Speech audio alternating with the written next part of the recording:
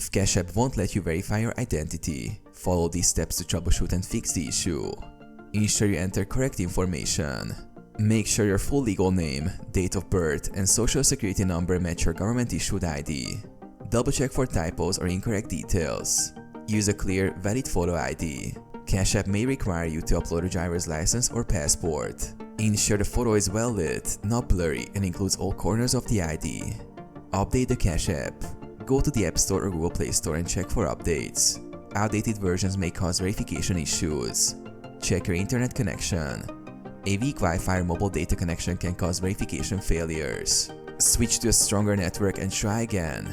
Wait 24 to 48 hours. Sometimes, Cash App may take time to process your verification request.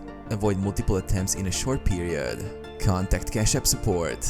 If verification still fails, open Cash App, tap Profile, select Support, choose Identity Verification Issue. Explain your issue and wait for Cash App to respond.